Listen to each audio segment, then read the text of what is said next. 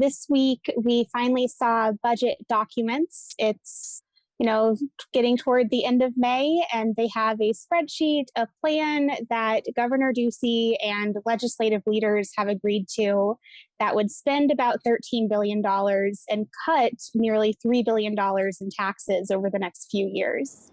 But while the governor and legislative leaders have agreed to this budget, they still have to get to 16 votes in the Senate and 31 votes in the House, and those votes are not there yet.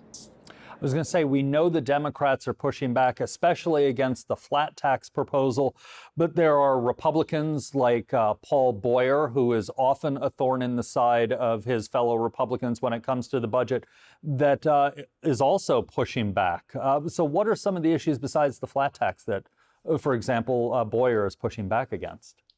So Senator Boyer is also pushing back because he wants a lot more funding for universities. So for the past several years, universities haven't received ongoing funding from the legislature. They have received one-time funding that's usually renewed. Nothing's ever really one-time, except for last year when the COVID pandemic hit and suddenly there was no more one-time funding. All of our universities effectively took a budget cut last year, although some of that money was made up for through federal stimulus packages.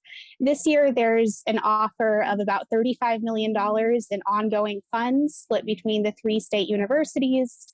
But Boyer wants something closer to $160 million, which he argues will be able to return investment better than tax cuts will. He thinks that it's easier to see the path toward making up that revenue if you invest in education versus just cutting taxes. So that's one of his sticking points. We also have other Republicans who have other issues with the budget. And in one case, not even an issue with the budget itself, just Senator Kelly Townsend is totally fine with the budget, but she's not voting for it unless and until we pass election legislation that she wants to do.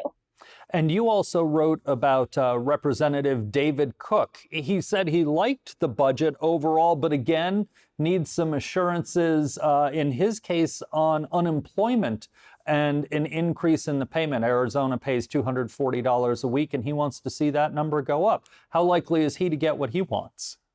He will get an increase in unemployment benefits. It's something the governor has agreed to do, that starting July 1st of 2022, provided Arizona meet a number of triggers, our weekly unemployment will increase from $240 a week to $320. However, that comes with an associated decrease in the number of weeks that people on unemployment can receive benefits.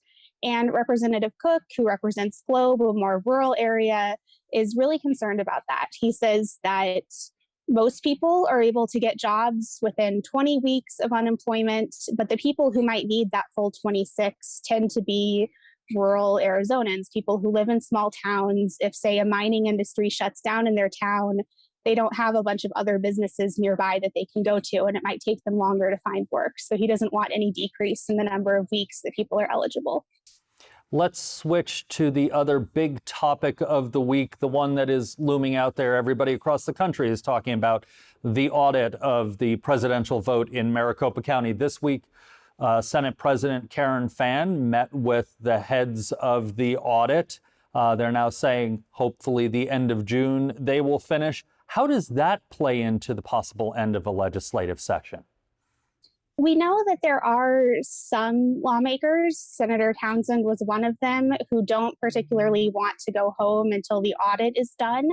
Although the longer this audit has been dragging on, they've